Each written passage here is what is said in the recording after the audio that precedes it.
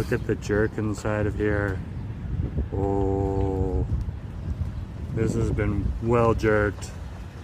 This is, it's got coleslaw in here too, and like, it's been flattened, seriously flattened. It was probably like this fat before.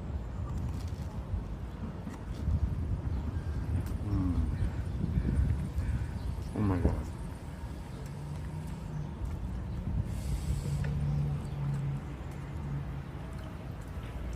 It's got good jerk flavor to it. There's definitely tamarind in it. Okay. It's got that tamarind zing to it.